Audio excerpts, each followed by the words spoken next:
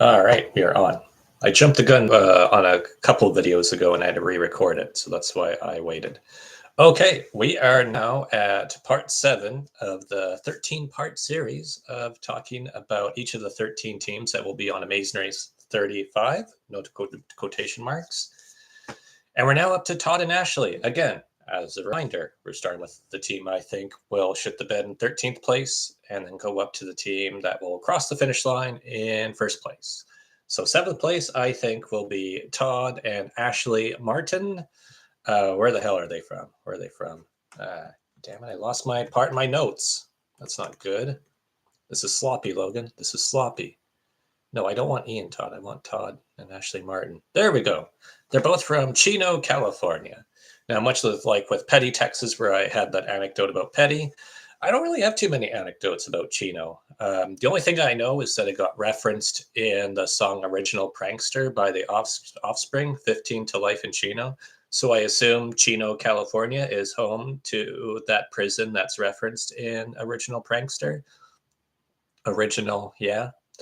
And in case anyone was wondering, there was a bit of a break between the past two assessments because I decided to listen to a couple of R. Kelly songs.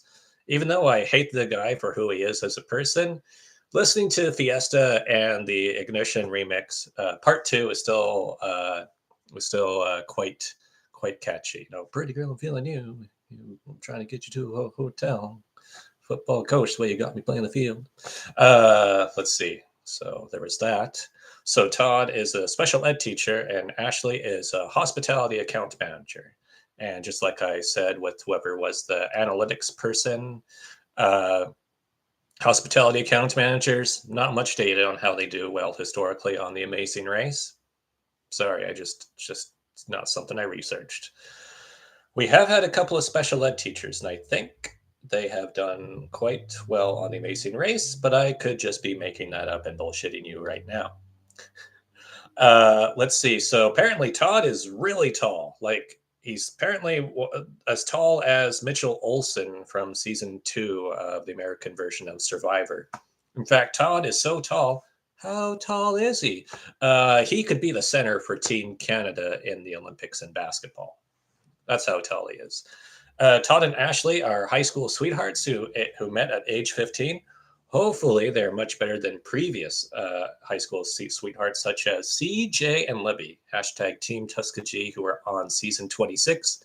They were the team who infamously missed a Japanese bullet train because they stopped to take a selfie as the bullet train went by them.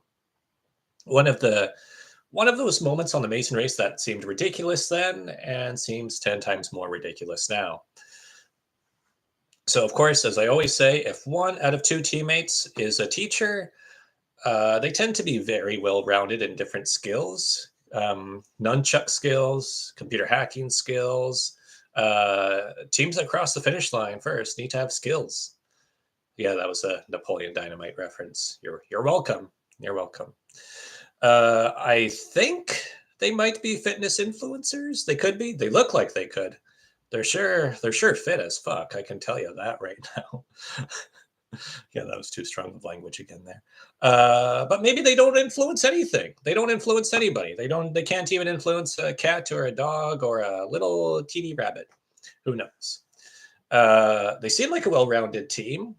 They're fit, they're strong, they have jobs that balance their fit lifestyle. So you think they probably have a bunch of different skills.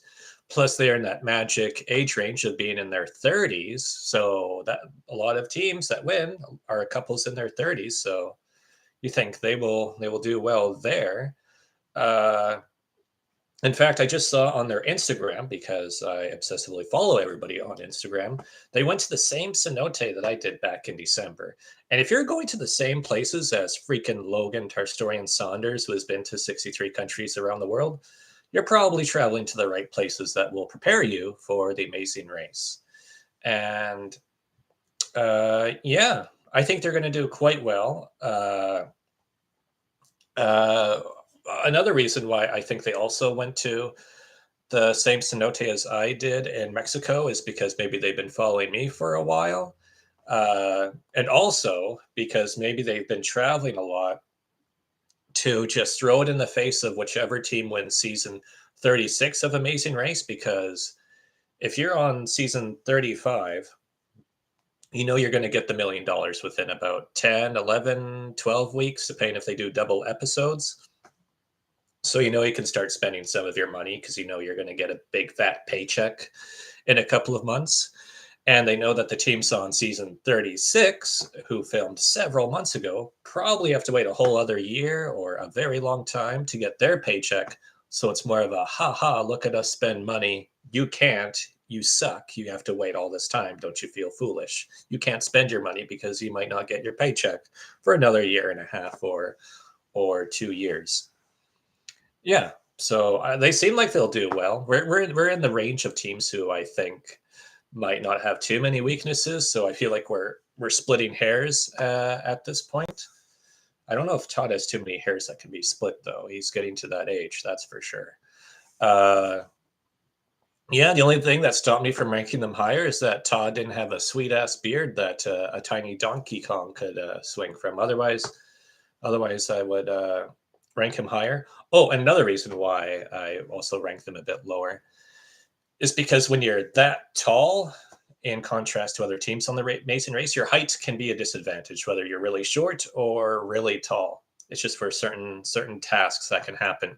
So being too physically fit and just having a really athletic frame can actually be a disadvantage to you at times. So I could see there being, and also you're more at risk of injury when you push your body to its physical limits for being really strong.